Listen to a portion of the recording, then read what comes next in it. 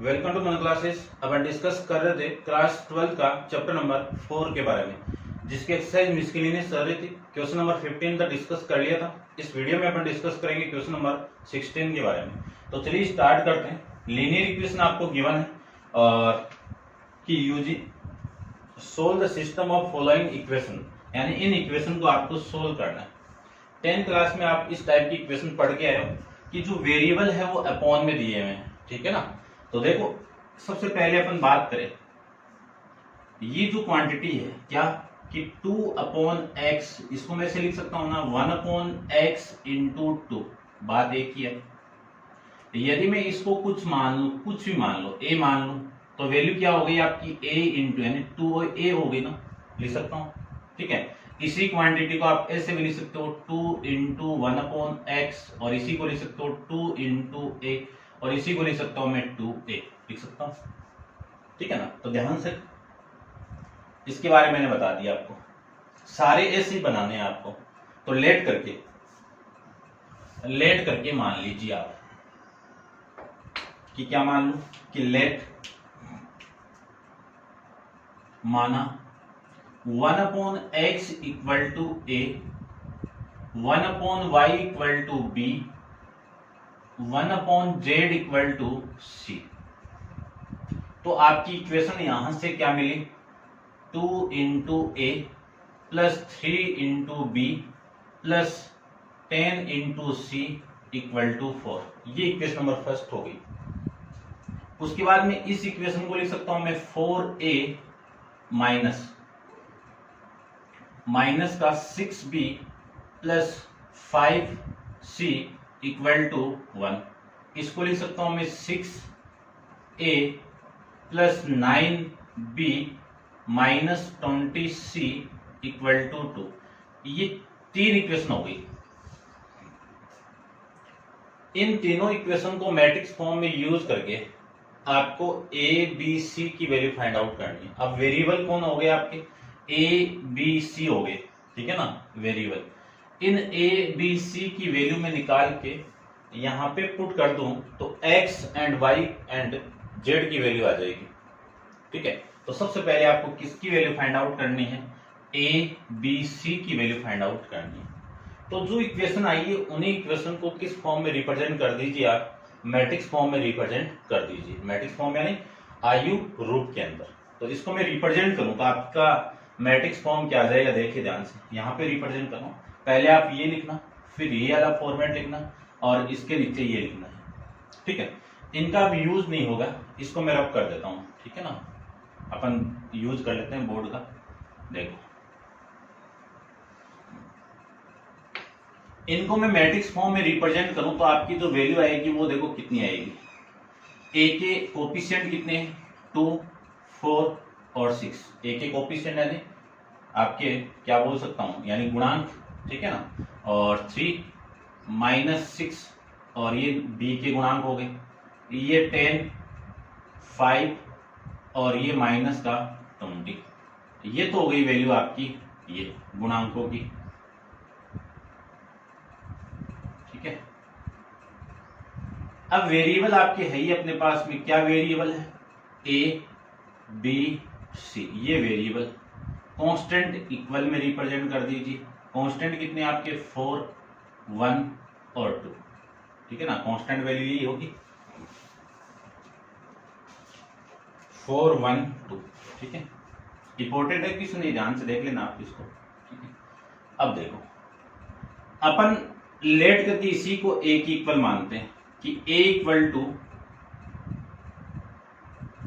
ये 2, 4 और 6, ये 4 और ये 6, और ये वैल्यू 3 माइनस 6 और 9, ये 10, ये 5 और ये 20, ठीक है। ये कैपिटल A होता है, ये आपका x वाली वैल्यू, और ये आपकी b वाली वैल्यू, ये तो होती है। यहां से जो इक्वेशन अपन फाइंड आउट करते हैं वो इक्वेशन होती है x equal to a inverse into b। यानी इस a इनवर्स की वैल्यू में फाइंड आउट करके b के साथ में मल्टीप्लाई करवा दूं तो a b c की वैल्यू आप फाइंड आउट कर सकते हो। तो इस मैट्रिक्स ए का क्या फाइंड आउट करना है आपको, ए इनवर्स फाइंड आउट करना है। ए इनवर्स कब एग्जिस्ट करता है, यदि मैं इस डिटरमिनेंट की वैल्यू निकाल के और उसको चेक कर लूं कि जीरो तो नहीं आ रहा है क्या। यदि जीरो आ गया तब तो एग्जिस्ट करेगा नहीं, और जीरो नहीं आया है तब एग्जिस्ट कर जाएगा। तो अपन चेक करते हैं इसकी वैल्यू को सबसे पहले, किसकी वैल्यू, डिटरमिनेंट ऑफ ए की वैल्यू।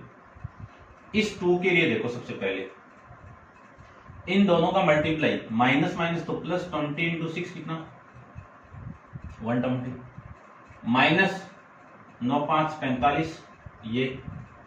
फिर इस एलिमेंट के लिए -3, ये कैंसिल आउट, ये कैंसिल आउट, इन दोनों का मल्टीप्लाई 80 माइनस का, माइनस इन दोनों का मल्टीप्लाई -30। इस एलिमेंट के लिए चेक करें तो +10 इंटू 9 चौक 36 प्लस 36, ये वैल्यू आ गई। 2 इंटू 120 में से आप 40 को माइनस करोगे तो 80, 5 को और माइनस कर दीजिए तो वैल्यू आ गई आपकी 75। ये वैल्यू आ गई माइनस का 3 इंटू ये कितना आएगा, माइनस का 110, माइनस का 110 प्लस का 110, ठीक है 110, और ये वाली वैल्यू आ जाएगी 10 इंटू 36 दूनी 72, 72।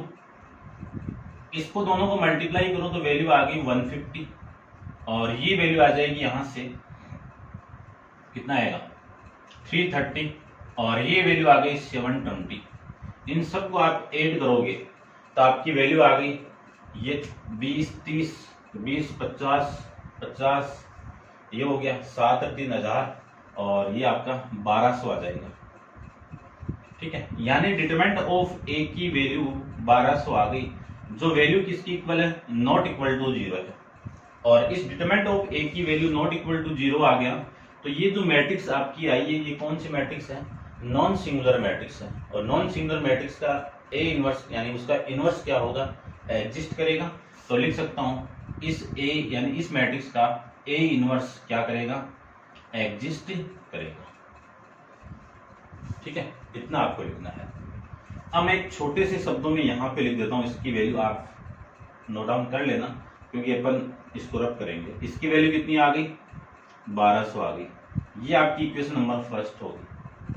बात करते हैं कि ये 1200 आ गया, नॉट इक्वल टू 0 हो गया, तो ए इनवर्स तो एग्जिस्ट करेगा। ए इनवर्स के अंदर फॉर्मूला अपन जानते हैं कि एडजॉइंट आता है, तो एडजॉइंट फाइंड आउट कर लीजिए आप। एडजॉइंट ऑफ ए, ठीक है, यहां पे कर देता हूं थोड़ा सा। Adjoint of A cofactor, cofactor of A, cofactor यानी सहखंड, इसका ट्रांसपोज करना है मुझे। तो कोफैक्टर की वैल्यू फाइंड आउट करते हैं, ठीक है। साइन का बाद में यूज करेंगे, पहले एलिमेंट फाइंड आउट कर लेते हैं। इन दोनों का मल्टीप्लाई कितना आ गया 120, माइनस का 45, ये तो हो गया इस एलिमेंट के लिए। इस एलिमेंट के लिए आ जाएगा माइनस का 80 और माइनस का 30। इस एलिमेंट के लिए फाइंड आउट करूं तो 36 प्लस 36, ये वैल्यू आ जाएगी। मैं इस एलिमेंट के लिए फाइंड आउट करूं तो ये कैंसिल आउट, ये कैंसिल आउट, इन दोनों का मल्टीप्लाई आ जाएगा माइनस का 60, माइनस ये हो गया कैंसिल आउट, ये हो गया, इन दोनों का मल्टीप्लाई आपका 90।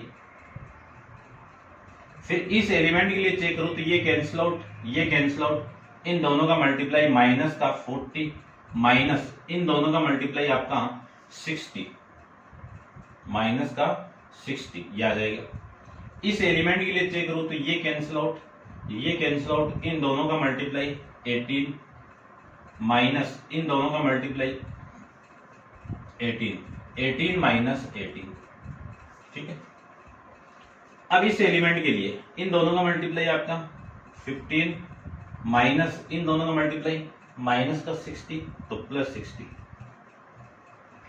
इसके लिए चेक करें तो ये कैंसिल आउट, ये कैंसिल आउट, ये आपका 10 माइनस 40, 10 माइनस 40, 10 माइनस 40।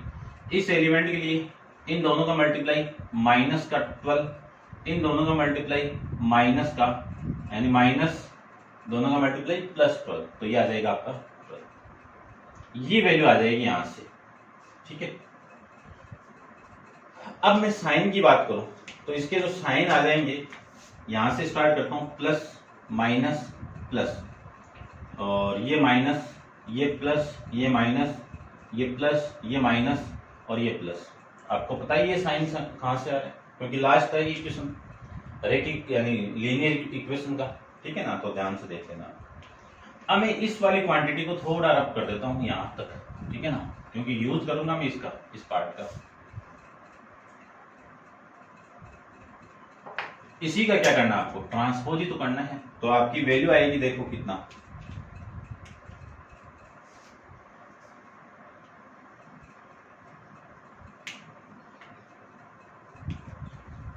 यहां से मैं वैल्यू लिखूं तो ये वैल्यू आ जाएगी, यहां पे देखो, adjoint of a equal to, ये वैल्यू कितनी आ गई, 120 में 40 आप माइनस करोगे 75, और ये वाली वैल्यू आ गई, ये माइनस का 110 और माइनस है तो प्लस का 110, और ये वाली वैल्यू आ गई आपकी प्लस की 72। यहां से ये वैल्यू आ जाएगी आपकी माइनस का 150 और ये माइनस प्लस का 150, और ये वाली वैल्यू आ जाएगी माइनस का 100, और ये वाली वैल्यू आ जाएगी आपकी 0, ठीक है, और ये वाली वैल्यू आ जाएगी प्लस का 75, और ये वाली वैल्यू आ जाएगी 10 माइनस 40 माइनस 30, और ये माइनस प्लस का 30, और ये वाली वैल्यू आ जाएगी माइनस का 24, ये वैल्यू आ जाएगी आपकी, ठीक है ना।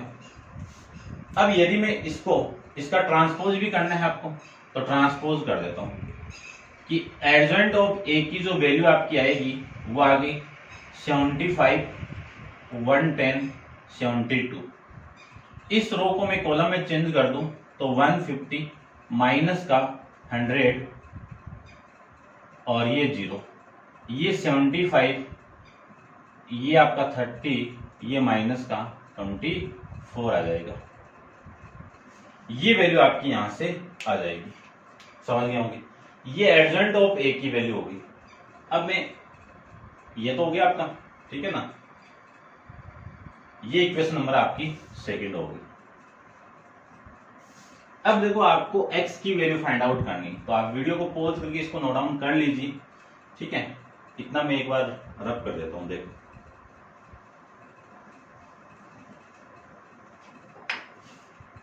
जहां पे मैट्रिक्स फॉर्म में रिप्रेजेंट किया था वहां से वैल्यू आई थी ax इक्वल टू b। तो यहां से मैं x की वैल्यू फाइंड आउट करूं तो a इनवर्स इंटू बी, यही बात है, ठीक। आया कैसे आप जानते हो, तो मैं x इक्वल टू क्या लिख सकता हूं, a इनवर्स इंटू बी लिख सकता हूं। a इनवर्स की value 1 determinant of a into adjoint of a into में इसके साथ मल्टीप्लाई कौन है, b, और b की वैल्यू ये लीजिए b यही था आपका। अब वैल्यू देखो x की कितनी है, x की तो ABC है, ये लो, ठीक है, इसको मैं बाद में लिख देता हूं, ठीक है। x इक्वल टू 1 इसकी वैल्यू कितनी है 1200, और एडजॉइंट ऑफ a की वैल्यू कितनी है, ये 75, 150, ये 75, 110 माइनस का 100, ये 30, ये 72, ये 0, ये माइनस का 24। इसके साथ मल्टीप्लाई हो रहा है आपका b कितना है 4, 1 और 2। इन दोनों को मैं मल्टीप्लाई करके यहां पे लिख देता हूं, ठीक है ना। ये आया कहां से, आप लिख देना कि फ्रॉम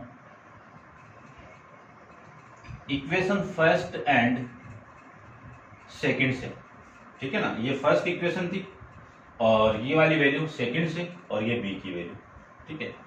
यहां पे मैं इसको सॉल्यूशन कर देता हूं, देखो, ठीक है।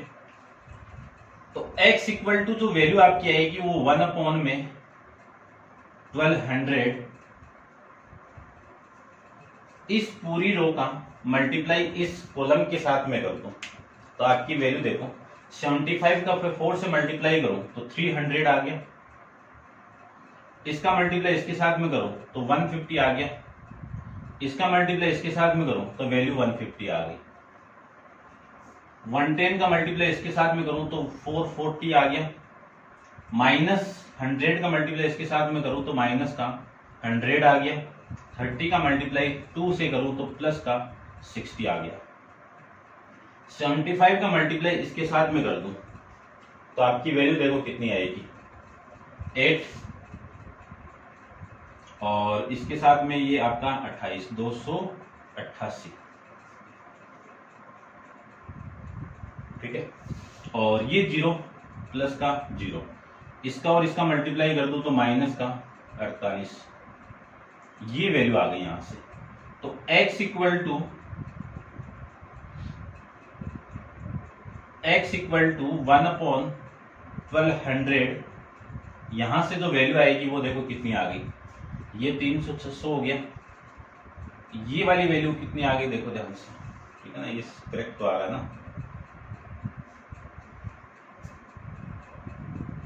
ठीक है। देखते हैं ये वाली वैल्यू कितनी आ रही है अपनी, ये तो आपका 500 माइनस कर दो 400, और ये वाली वैल्यू आ जाएगी आपकी 240। 1/1200 को मैं अंदर लेके जाऊं तो अंदर जाएगा तो ऐसे तो होगा ना, 60 का मल्टीप्लाई होगा 1/1200 से, इससे ये कैंसिल आउट होगा तो 1/2, तो यहाँ पे तो वैल्यू आ गई 1/2। 400 अपॉन में ये आएगा तो वैल्यू आएगी 1/3, और इसके अपॉन में ये आएगा तो 240 अपॉन में 1200 कितना आएगा 1/5 आ जाएगा, ये वैल्यू आ गई अपने पास में, ठीक है। अब मैं इसको भी रब कर देता हूं, इतना आप एक बार नोट डाउन कर लीजिए, ठीक है। अब देखो x की वैल्यू कितनी है, ये a b c, और इसकी इक्वल कौन है 1/2, 1/3 और 1/5। कंपेयर करोगे बोथ साइड में तो a की वैल्यू 1/2, b की वैल्यू 1/3 और c की वैल्यू 1/5।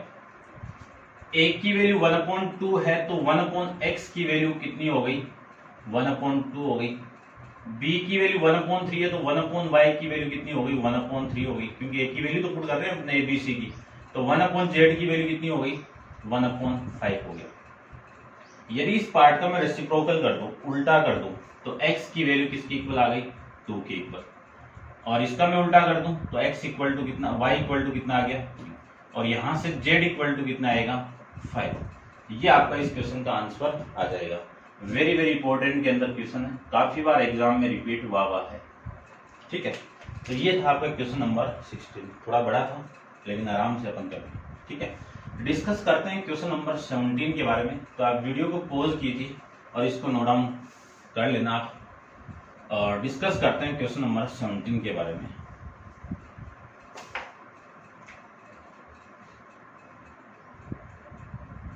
क्वेश्चन नंबर 17 में आपको गिवन क्या है कि if A B C are in AP, देखो A B C in are AP, AP यानी समांतर श्रेणी, ठीक है, arithmetic progression, then the determinant यानी इसकी वैल्यू फाइंड आउट करनी है। किसकी वैल्यू देखिए ध्यान से, x + 2, x + 3, x + 2a, x + 3, x + 4, x + 2b, x + 4, x + 5, x + 2c, इसकी वैल्यू क्या होगी ये आपको फाइंड आउट करनी है। तो अगले ने ये बोला है कि ए बी सी, क्या बोला है a, b and c are in AP, ठीक है ना। 11th क्लास के अंदर अपन 9th चैप्टर के अंदर यदि 3 वैल्यू आपकी एपी में है और 3 वैल्यू जब जीपी में हो तो उनके बीच में एक रिलेशन वेरीफाइड होता है। वो रिलेशन क्या होगा, जब एपी में होगा तो ये जो बीच वाली वैल्यू डबल होगी, किसकी डबल होगी a + c की डबल होगी। ये रिलेशन अपन जानते हैं, इसी का यूज होगा यहाँ पे। यूज कब होगा, यदि मैं इसी क्वांटिटी में एक प्रॉपर्टी अप्लाई कर दूं, क्योंकि यहां पे देखो मैं इन दोनों को ऐड कर दूं तो a प्लस सी आ जाएगा ना, तो इन दोनों को ऐड करना है, यानी R1 को चेंज करना है R1 प्लस R3 के साथ में, ठीक है। तो मैं चेंज कर दूं तो x प्लस एक्स तो कितना हो गया 2x हो गया, 2 प्लस 4 कितना हो गया 6 हो गया, और फिर इन दोनों को ऐड कर दूं तो 2x प्लस में 8, इन दोनों को ऐड कर दूं तो 2x प्लस में 2 इंटू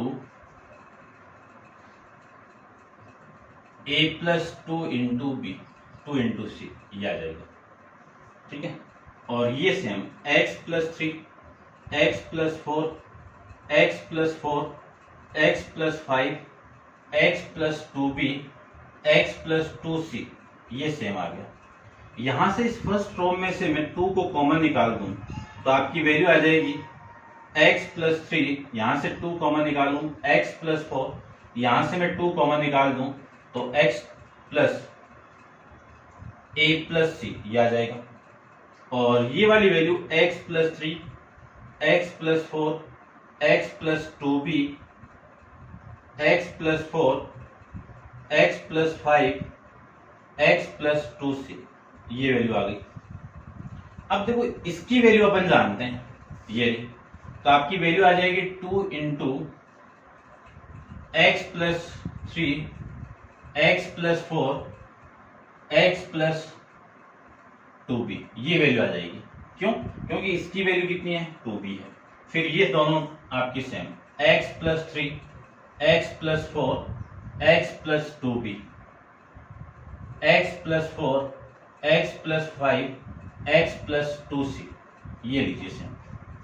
अब अपन ये जानते हैं कि यदि किसी डिटरमिनेंट के अंदर 2 रो, 2 रो और 2 कॉलम, या तो 2 रो या 2 उसकी कॉलम हो सकती है, ठीक है, दोनों क्या हो आइडेंटिकल, आइडेंटिकल समान हो, तो उस डिटरमिनेंट की वैल्यू किसकी इक्वल आएगी 0 की इक्वल आएगी। तो इस पूरे डिटरमिनेंट की वैल्यू किसकी इक्वल आएगी आपकी 0 की इक्वल होगी। तो 2 इंटू 0 कितना आपका 0। तो इस क्वेश्चन का आपका आंसर हो जाएगा ए ऑप्शन। क्या हो जाएगा ए ऑप्शन, ठीक है ना। ऐसे आपको फाइंड आउट करना है। अब आप वीडियो को पॉज कीजिए और क्वेश्चन नंबर 17 को नोट डाउन कीजिए। डिस्कस करते हैं क्वेश्चन नंबर 18 के बारे में। तो 18 भी ऑब्जेक्टिव टाइप क्वेश्चन है, लेकिन अपन देखते हैं सारे क्वेश्चन क्या क्या आपको कैसे फाइंड आउट करना है। क्वेश्चन नंबर 17 में आपको गिवन है, 18 में आपको गिवन है, क्या गिवन है देखो कि if x Y z are non zero real number, यानी ये जीरो की इक्वल नहीं है, देन इनवर्स ऑफ मैट्रिक्स, यानी ए का इनवर्स क्या होगा, कब, जब मैट्रिक्स आपकी ये है एक्स 0 0 0 वाई 0 0 0 और जेड। इसका इनवर्स फाइंड आउट करना है, क्या ए इनवर्स फाइंड आउट करना है। ए इनवर्स का फॉर्मूला अपन जानते हैं, क्या फॉर्मूला होता है कि एडजॉइंट यानी 1 अपॉन में, ये फॉर्मूला जानते हैं अपन कि A inverse equal to 1 upon determinant of A into adjoint of A, ये होता है। तो इसकी वैल्यू मैं फाइंड आउट करता हूं सबसे पहले डिटरमिनेंट ऑफ ए की। तो यहां से मैं डिटरमिनेंट ऑफ ए यहां पे फाइंड आउट कर लूं। तो डिटरमिनेंट ऑफ ए की वैल्यू एक्स के लिए क्या आएगा, इन दोनों का मल्टीप्लाई yz माइनस 0, इसके लिए 0, इसके लिए 0, वैल्यू आ गई यहां से एक्स वाई जेड जो नॉट इक्वल टू क्या है 0। तो ए इनवर्स क्या करेगा, एग्जिस्ट करेगा, क्या करेगा एग्जिस्ट करेगा। तो एग्जिस्ट करेगा तो उसकी वैल्यू क्या होगी, एग्जिस्ट यानी विद्यमान लिख सकता हूं मैं, ठीक है ना, अस्तित्व होगा, ए की बात है विद्यमान, ठीक है।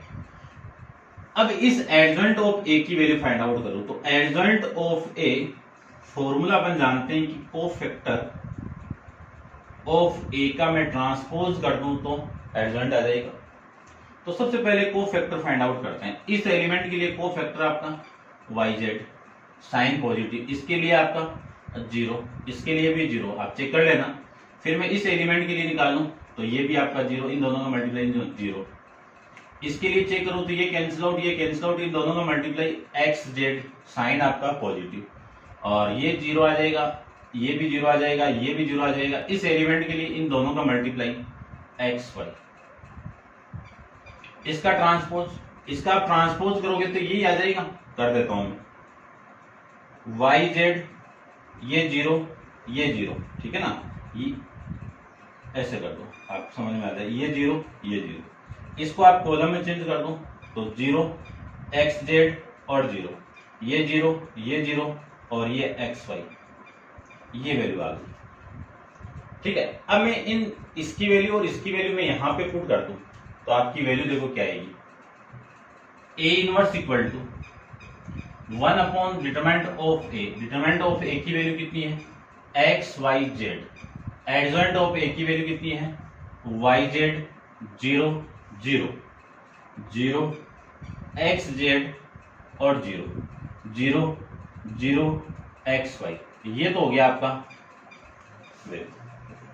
1 अपॉन एक्स वाई जेड को मैं अंदर मल्टीप्लाई कर दूं तो आपकी वैल्यू आएगी 1 अपॉन एक्स, ये तो कट जाएगा ना वाई जेड और वाई जेड से, ये जीरो ये जीरो ये जीरो, इसको मैं इससे डिवाइड करूं तो वैल्यू आएगी 1 अपॉन में वाई, और ये जीरो ये भी जीरो ये भी जीरो, और यहां पे वैल्यू आएगी 1 अपॉन में जेड। लिख सकता हूं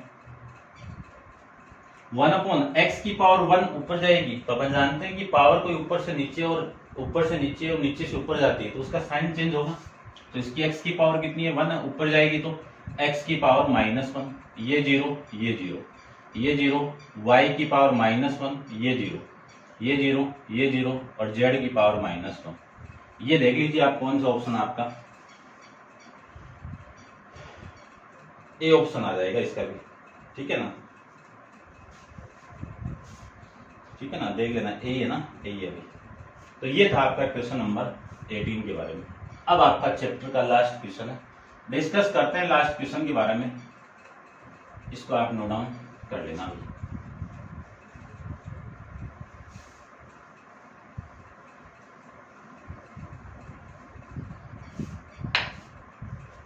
क्वेश्चन नंबर 19 में आपको गिवन है कि लेट ए इक्वल टू, माना a equal to 1 sine theta और 1 माइनस साइन थीटा 1 और sine theta, -1 minus sine theta और 1, और अगले ने बोल दिया कि वह theta less than equal to 0 less than equal to theta less than equal to 2 pi, यानी थीटा की डोमेन एग्जिस्ट कर गई, देन डिटरमिनेंट की वैल्यू क्या होगी, यानी इसकी रेंज क्या होगी, ये फाइंड आउट करना है। तो डिटरमिनेंट फाइंड आउट कर लो। डिटरमिनेंट को मैं ऐसे लिख सकता हूँ, डिटरमिनेंट ऑफ ए या फिर डिटरमिनेंट ऑफ ए, बात एक ही है ना। इसका डिटरमिनेंट में फाइंड आउट करूं तो सबसे पहले इनको पहले लाइन में आप रिप्रेजेंट कर देना, कर दोगे, ठीक है ना। मैं डायरेक्ट फाइंड आउट कर लेता हूँ।